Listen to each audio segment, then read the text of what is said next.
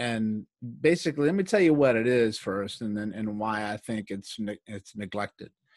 I do think it's the most important system in the body that you never hear about, and the one that's the most neglected for people telling you, first of all, what it is and why it's important. But then once they tell you that, they're left hanging with, well, what can I do about that, right?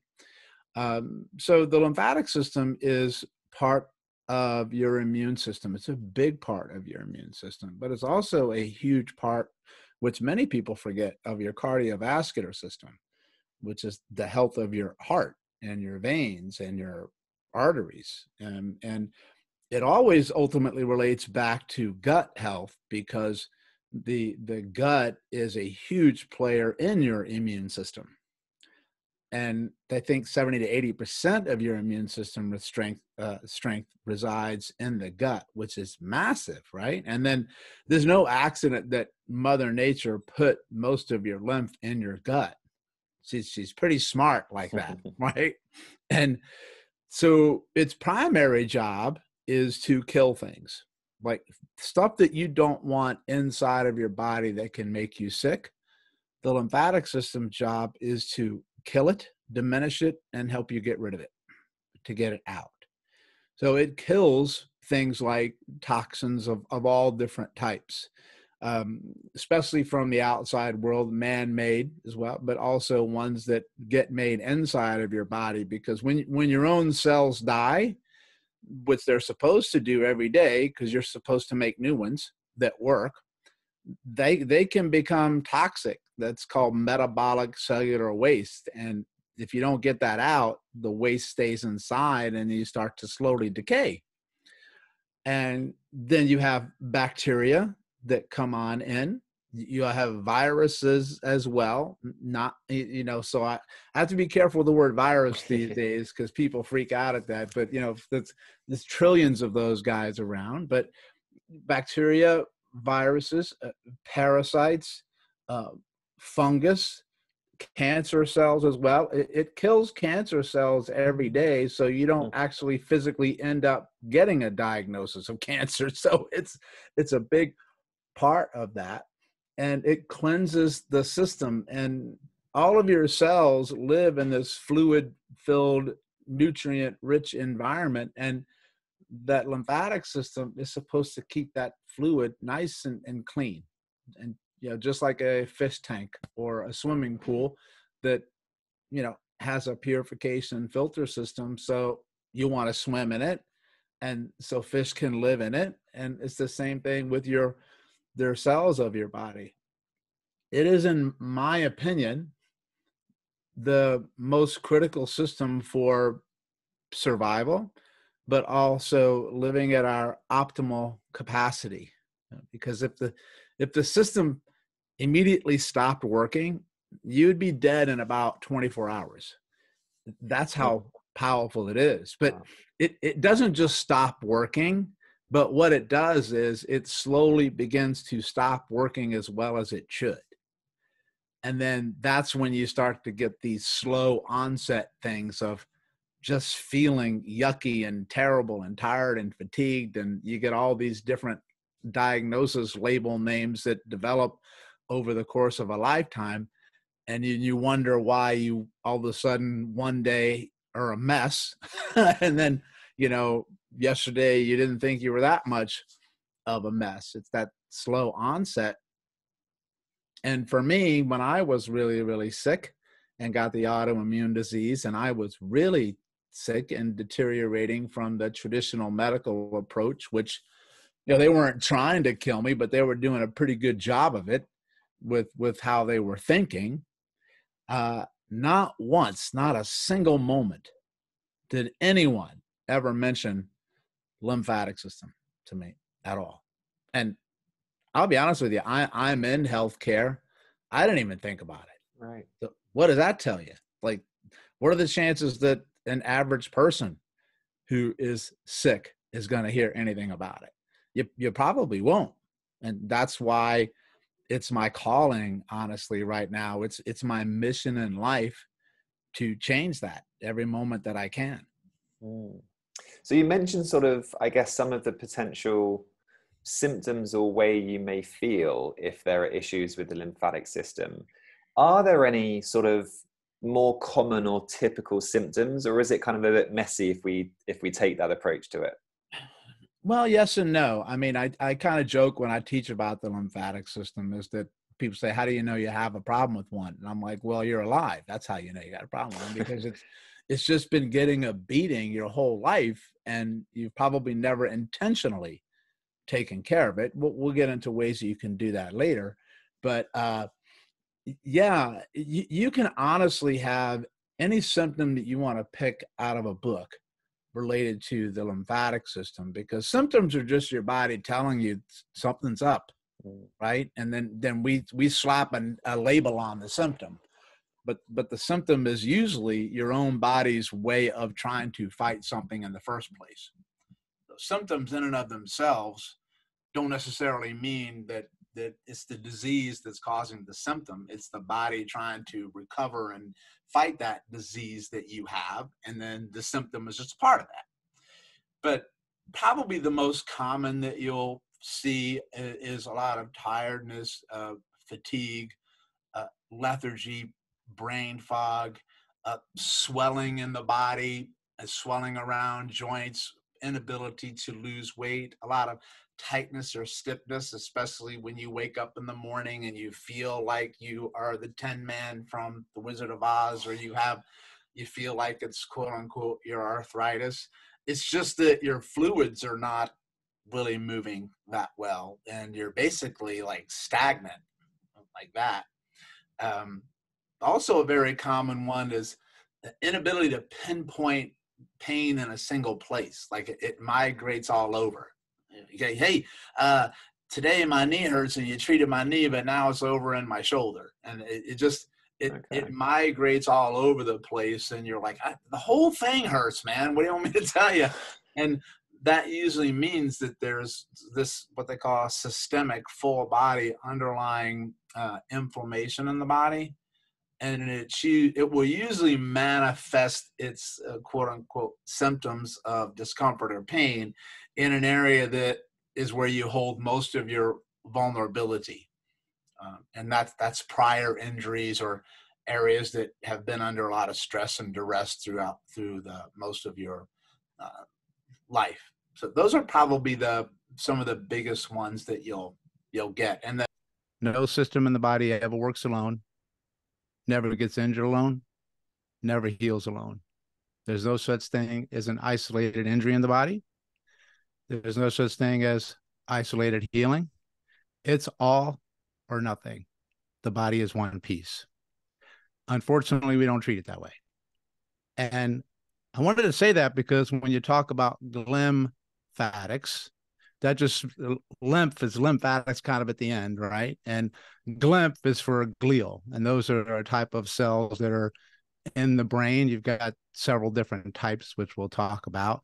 So it's the same, but different.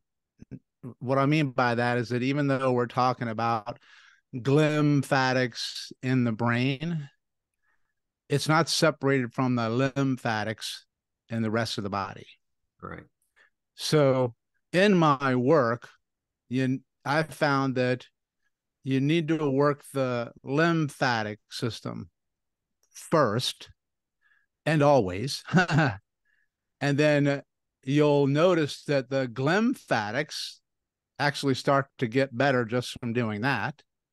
But then when you go more and work glymphatics, I found that your results are even better because you did the heavy lifting of the lymphatics first. Does that make sense? Yeah. Okay. So that's a really long way for me to say that these systems always work together, and that when you've done the lymphatic work that we've talked about in the past, you've unknowingly and positively affected your glymphatic system. Basically what that is that's the medical term given to the brain waste management system that you have. Remember we talked about the lymphatics of the body and the lymph nodes, and they're basically mini toilets that you kind of flush out all the stuff that you don't want in your body, bacteria, viruses, toxins, parasites, cancer cells. But also in this case for the brain, it's even more important. That's the metabolic cellular waste that's created from your cells dying every day on purpose called autophagy. It's programmed death. And then other ones from trauma or injury, but also just from your cells normally working every day. They make a lot of waste. And you need to flush the toilets in your brain too. So the glymphatics are the brain toilets. And here's the cool thing. I'll give you one guess where they go, to the same place the lymphatics go. So they all go to the same drain point, which we'll go over when we get into it, is the collarbone. It goes to the veins of the collarbone. So everything goes to that sweet spot that we've talked about in the past. Right? What's interesting is that they used to think that the brain was immune privileged and really didn't have any interaction with what's called the peripheral, that's outside the head, immune system. But we realized through just progress in technology and what we can be able to see and asking different questions in science that we were wrong, that there is something there. And so those plumbing systems, if they get backed up, you get inflammation in the brain, just like you get inflammation in any body part. So for instance, if your lymphatic system doesn't work well, you may get swelling, inflammation, pain, edema, chronic pain in like a leg. Same thing happens to your brain. It's just called something different than it's called neuroinflammation, nerve inflammation.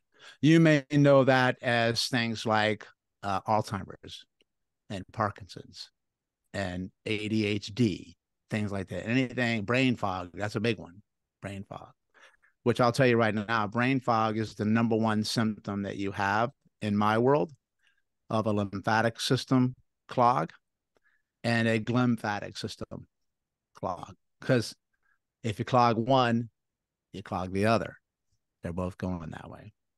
So in essence, we'll get more into it in detail. The glymphatic system is the waste management plumbing system of your brain.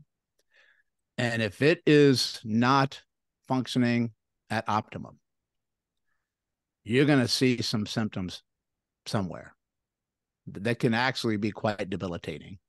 But it happens slowly over time. And we'll talk about some more of the symptoms that you might experience from that. But that's the gist of what it is. Okay.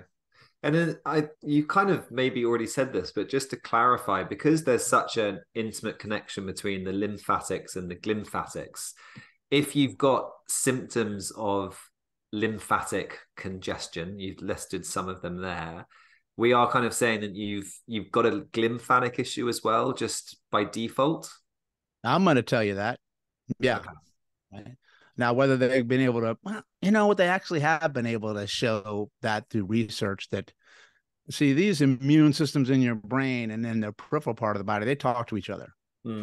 So they found through research, there's a brilliant neuroscientist researcher named Jonathan Kipnis, Kipnis.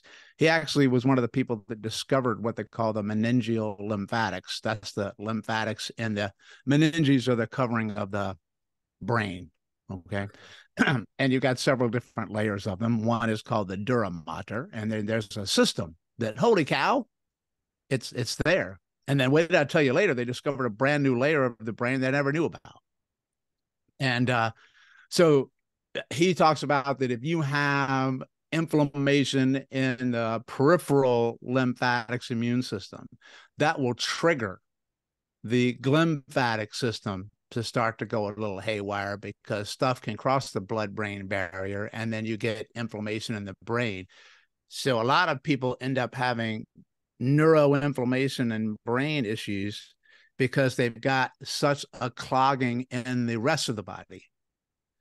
But people don't look at the rest of the body. They just go after the brain because that's where they're feeling the symptoms, right? And it goes the other way around. Like if it goes from the body up to the brain, well, it can go from the brain to the body. So many people have pain in body parts and they attack the body parts. Meanwhile, you should go after the glymphatics in the brain because you'll help it that way too. So the rule is you work both because they're going to influence each other. And now, to me, that makes a whole heap of common sense because, I mean, do you really think that just because your brain sits on top of your shoulders that it doesn't communicate with the rest of your body? I mean, it's all connected through the same pipes, flow pipes, fluid pipes. And the fluids for you in your body, we've talked about before, a big one are your lymphatics, okay? And if you remember what we said before, you have about 700 lymph nodes in your body. Some say 4 to 7, somewhere in there. I just want you to know this more than 2, okay? 1/3 of that number is from the neck up. Remember that? Why do you think that is? Well, because it's got to take the drainage from the brain. Really important stuff, right? So if you get clogged in the lymph nodes in the neck, guess what? You clog the lymph nodes in the brain because those pipes sit there, and pipes transmit fluid all over the place. And then you also have your blood flow pipes that sit there too. Blood supply going to your brain, and then the veins coming from your brain, which also transfer waste, okay? And I'll give you one guess. What all that brain waste that you have, when we talk about how it works in a moment, because it's quite fascinating, where do you think that dumps? It dumps into the veins in your neck, and it dumps into the lymph in your neck. So here's the moral of my story. If you're clogged at the collarbone and you're clogged in your neck, well, it only makes sense you're going to be clogged in your brain. So maybe you should clear the collarbone and the neck first, then that automatically helps the brain drain better. It's sitting in less of its own waste, clogged toilet brain that you have, okay? So that's actually quite fascinating when you realize that. And then when I taught people the big 6, you remember the big 6, where I taught people the 6 primary places to release the lymph node clusters in the body to help your lymphatic system and your blood flow? Well, the first 2 are the collarbone and the upper part of the neck behind the angle of the jaw, right below where everything drains. There's a reason I give those to you first, because I need to help the brain start to drain at the same time. So it's all just based on pressure. If everything is supposed to drain to the collarbone and it can't, where's it going to go? Well, it's going to go straight back up into your brain is where it's going to go. And then you're going to have waste, particularly proteins, metabolic proteins, amyloid proteins, tau proteins. Those are the ones that cause all the inflammation and really link to Alzheimer's. And you're going to feel it, right? Because they can't get out. Now, I'm going to jump to something really quick, which is quite fascinating. I was speaking to Dr. Kipnis about this, and they had some drugs for Alzheimer's that they were really excited about on, making a difference in the Alzheimer's symptoms. And they put them through the clinical trials, and they were extremely disappointed in the outcome because the medication started to break up the proteins, right? It started to dislodge the proteins that are like glue, muck, it's called. But people weren't getting better. And then they figured out, well, why in the world would that be? Well, let's think about it logically now. What happens if the proteins you dislodge, but they can't get out? Right? That's like having a clogged sink, and all you do is stick your hand in the sink and you swirl it around. You're going to make everything worse because it got stirred up, but the drain is still clogged. So now they're looking at opening up the drainage pathways, which I just told you how to do. A big part of it. Because if you're clogged in what they call the deep cervical lymph nodes, deep means deep. They're really far in there next to the spine. Cervical means neck. Lymph nodes to the toilets. That's where most of the brain, what's called cerebral waste, is supposed to go. If they're blocked, they're going to stay up in the head. That makes sense. That's really big to understand, where when the light bulbs go off, then you're like, oh my God, I mean, that's so simple. Could it really be that simple? And in my mind, it is. So I'm always about basics and fundamentals so people don't get overwhelmed. So it's a nerve, first of all. And it's a very important nerve because it comes directly off of your brain and in the back of the brain. It's called a cranial nerve. Cranial just means head, skull, whatever. Comes off a particular part of it called your medulla. You can think of it as basically your brain stem. I don't want to get too far into the quicksand here, but you've got 12 cranial nerves. You actually got 24 because you have 12 on the left and 12 on the right. And the vagus nerve is cranial nerve number 10. It's called the wanderer or the vagabond because it pretty much influences everything in the body and travels the longest distance in the body. It is also really important in relationship to the lungs and the guts. It's actually called the pneumogastric nerve. So pneumo just means lungs and gastric means gas. So it's a huge player in your ability to breathe and have gut function, right? And it's the most important nerve in your whole body without question, in my opinion, and I think based on research for this particular reason. It's the most powerful nerve to control what they call the inflammatory reflex of the body, how well you can manage inflammation, how well it turns on, how well it turns off, and how well it adapts. So that's important. It's kind of like the breaker switch or the dimmer switch, if you will. And if there's an issue with that nerve, you will have inflammation of some type, right? And you're supposed to have inflammation because that's what keeps you alive. You need inflammation. Inflammation is not the enemy. It's only when that inflammation just goes crazy or it doesn't know how to turn itself off. And that's usually when you need to look at the vagus nerve to do that. So the vagus nerve is part of what they call the parasympathetic nervous system. So let me explain what that means in relationship to the opposite part of the nervous system, which is called the sympathetic nervous system. Most people have heard of these terms, but I'm going to keep it basic. You need to think of them kind of like a seesaw of one person on either end of the seesaw going up and down, and they play nice together. The sympathetic system is the one that most humans are stuck in because that's the default switch. That's the survival switch. That's the fight or flight response where you do anything and everything possible to not die, right? And the sympathetic response kicks off that inflammatory response, and stress kicks off the sympathetic response. And you can't stay there for a long period of time because you'll break yourself down.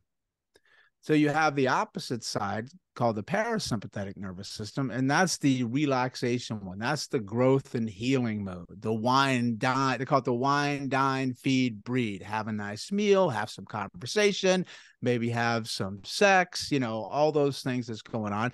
That's when you heal. And the vagus nerve is the primary controller of that. So if you have good function of the vagus nerve that they call tone, right? Vagal tone. And it's easy to think about what tone means by thinking of tone in a muscle that you have. You could have a muscle that has low tone and you know it. It's just like soft. It's just like no strength to it. It's called loosey-goosey. And then you have other ones that too much tone. It's like in spasm and it's cramping and it's super tight. And then you have in the middle, a normal tone that's that way. So the vagus nerve typically does not function as well as it could, which we'll get into why that might be. And it has low tone. Low tone means it just doesn't signal as efficiently as it could, right? So it works, but it doesn't work as well as it could. So arbitrarily, I'm going to say instead of sending 100% of a signal, it's sending 50%. Okay. So it's there, but it's low tone. And when that happens, then you don't have balance with the sympathetic, because the parasympathetic is supposed to offset the sympathetic. But now it can't. So basically, you're always stuck in the on switch of the sympathetic mode. And that breaks down the body. That breaks down mentally and physically, and what they call catabolism. You just start to eat yourself from the inside out, basically. And you could eat yourself mentally as well, because your brain just never shuts off, you know. But I know I went over a lot there, but basically it's, to sum it up, it's the most important nerve in the body because it controls the inflammatory reflex, how you handle and respond to inflammation. And all disease processes are because of an inflammation. And it's the number one nerve to help decrease your stress response and put you into a parasympathetic state so you can optimally heal. So it's really super duper important, man. Perfect introduction. And I'm really glad you brought on the term tone, because that was going to really be one of my questions. I did a webinar recently for our customers on non-dietary solutions to IBS, and kind of started that webinar by talking about research showing that those with irritable bowel syndrome, but also inflammatory bowel disease, a good subset of them have low vagal tone. That can be then seen if you're doing kind of HRV tracking, that they're in that kind of sympathetic dominant state. So what you've seen, it kind of completely ties in with what we've recently been discussing about. So tone is basically resiliency. If you have good tone to a nerve, you have resiliency, which means the pendulum can swing a lot of different ways. It can go up, but it can come back. It can go down and it can come up. That's what the heart rate variability is. Can you go up? Can you go down? Or are you stuck low, right? Or are you stuck high? That's basically what it is. And if you can get that optimal tone, then you have more resiliency, which means you can adapt to the stressors of your life in more effective manner. Okay. And you've mentioned a few things there in regards to what the vagus nerve does, such as being that kind of inflammatory conductor, for want of a better term. And you've mentioned that it kind of wanders around the body. It kind of innervates all of the different organs in the body. And it is kind of a key part of the gut-brain axis. And I was just looking at some papers, getting my head in gear for our conversation. And one of the things it mentioned that the vagus nerve sort of modulates is sweating. So would I be right in saying a lot of clients are the cold ones in the room, they go into saunas and half an hour later, they're still not really sweating. You know, are those certain signs and symptoms that maybe there's something going on therefore with the vagus nerve? Yeah, it certainly can be, because you're going to be dealing with the nervous system pretty much for everything, with the sympathetic to the parasympathetic. But you're significantly going to influence blood flow to your gut. Okay. Right? So the primary blood flow trigger switch to your gut is the vagus nerve. So the vagus nerve sends a signal down towards the gut for blood flow. So it's not just the gut going up. Now, most of the vagus nerve communicates with your organs in your gut via where signals come up from the organs and up from the gut. It's called afferent, ascending, up. So 80% of that nerve is signals going up. So it's really important that you have organs that can move well. That's one of the things we'll get into, why breathing is so important and why organ visceral manipulation or massages can work so well for people that I do a lot of. So the signals come up, but you also have signals that come out. So you have about 20% that comes out from the vagus nerve and down. That's efferent, like exit. And that's the signal for the blood flow to the gut. So you can have a problem with the signals up, but a lot of people forget about the signals going down. So that's why you have to, when you work vagus nerve work, you can do stuff down in the abdomen, but you also have to do stuff up in the neck and the skull to affect it higher up. And if you have poor vagal tone, you'll have poor blood flow to the gut. And the gut, kidneys, and brain are the three largest sources of blood flow in the body. And when you decrease blood flow to anything, guess what? That's it freaking hurts because you can't get nutrients and supplies via the gut, and it can't get oxygen. And whenever you have low oxygen somewhere, you're going to have pain, period. I'm going to stand by that until I'm dead. Well, because your cells can't breathe. I mean, that's pretty stressful if you think about it. If you have a couple of billion cells that can't breathe, well, that's a big stressor to your nervous system, right? And let's say 70, 80%, I bet you this number is going to go up with research, of your immune system strength is in your gut. So when you have compromised blood flow in your gut, you're going to have a compromised immune system.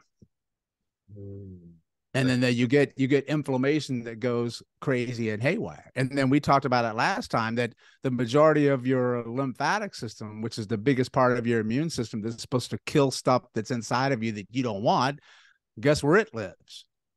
Right in the gut. So, there's no accident that all these things were engineered that way, but by the body. And what's interesting that they're finding that a lot of these toxins, sometimes they're finding Epstein-Barr, they're finding mycotoxins and bacteria. They use the vagus nerve as a conduit to enter up into the central nervous system in the brain. Okay. So with all that in mind, you've started to, I guess, give us some clues in regards to how we can modulate vagal tone and support the vagus nerve. So is there anything else that you'd like to touch on before we start thinking about how we can actually improve vagal tone? Yeah. So, I mean, honestly, I mean, you could talk about the vagus nerve for a week straight and probably not get anywhere near what you want to talk about it, or, the limited information that we actually know about it, to be honest with you. But I really want people to remember just how far that connection goes, because the pathway from the vagus nerve, has to exit the skull, and it exits the skull through an opening that's called a foramen. Foramen just means fancy word in medicine for opening or hole. And it's called your jugular foramen. And it travels down from there out of the same hole with a couple of other nerves and a big vein called your internal jugular vein, right? And that drains the toxins, the metabolic waste from your brain. Then it comes down the side of your neck, and it enters the torso right at the collarbone. So you have a right one and a left one, and it comes down.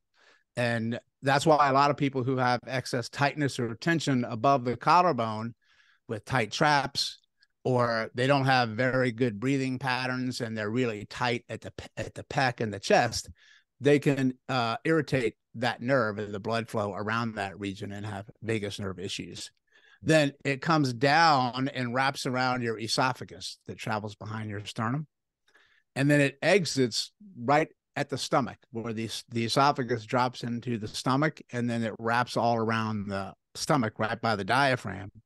And then from there, it spiders off to the organs, goes to the right side and goes towards the left side. And there's places where what I teach and what I find in people is that the nerve is very vulnerable at certain spaces through these openings and through these changes where the nerve enters different body cavities. So the big places where the nerve can have an issue, from tightness or tension in the body, it could be you have soft tissue tightness, muscle tightness, fascial tightness, which is the connective tissue of the body, or maybe joints that get stuck and don't move as well as they could from lifestyle habits. But one is that as it exits right at the skull, so right at the top where the skull joins the cervical spine, is one of the biggest places that nerve gets an issue. Right. And we'll talk about how you can help that later. And another one is going to be actually right at the top of the neck, behind the angle of the jaw, at what they call cervical 1. That's where the largest lymph node in the neck sits. And we talked about that in the prior. So that's number 2. Number 3 is at the collarbone, above the collarbone. That's number 3. And then number 4 is right at the bottom of the sternum, right as it enters into the stomach, at the top of your abdomen. So those 4 places, the vagus nerve can get twisted, turned, kinked, poor blood flow, and it chokes off the tone in either one of those places. And I'm going to tell you now, if you look at the average posture that a human being assumes today, you choke off all 4 of those places for hours and hours and hours on end, right? And then you get a vagus nerve problem. Wow. Okay. And would that be, if you, with sort of the work that you do, Perry, sort of palpating those areas because of what you said earlier of lack of oxygenation and nourishment creating pain? Yes. I'm assuming they're going to be very tender points. Yeah, absolutely. And you know, you can do a lot of work with the vagus nerve just from manual work on yourself, because you can take care of these places on your own, or for someone else, because we talked a little bit before, but tight tissue influences how well things move, right? Because if things are really, really tight, you're not going to get a lot of movement in it, right? So tightness and tension is a protective strategy of your nervous system to protect you. All right. But it also chokes off the fluid flow of the body. And that is arteries and veins. And then the cerebrospinal fluid, which is the fluid that coats around the brain and around the spinal cord, and your lymphatic fluid. Right. And those affect how nerves function, because tight tissue, nerves need to slide and glide in between tissues. So you don't want nerves to be stuck in a tissue, and you don't want them to be compressed from tightness and tension, because nerves don't like direct pressure. They like to slide and glide and move. That's why techniques they teach in physical therapy called nerve glides, gliding a nerve, helps you feel so much better, right? And nerves are really freaking long, and they're all interconnected. But when you have excess tightness and tension, you tighten tissue, but you decrease the flow of blood to a nerve. You decrease the waste from the nerve, and you decrease the fluid, how the fluid moves around the nerve, and you starve the nerve. And from what? Well, oxygen and nutrients. And when nerves begin to die, they become really, really super sensitive. And they start to tell you that they're not happy by you usually getting tingling and numbness or pins and needles. The first thing I think with tingling and numbness and pins and needles is poor blood flow and suffocation from somewhere. And you got to find it.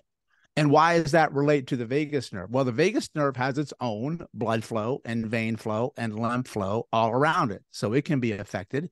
But you have all this excess stress from the sympathetic nervous system being all on all the time, what they call sympathetic dominance or sympathetic hypervigilance, which means that, dude, I'm not resting at all, because if I rest, I'm dead. And then guess what happens when you're in that state? You overbreathe, you hold your breath, you get excess tightness and tension, and then you feed the dragon.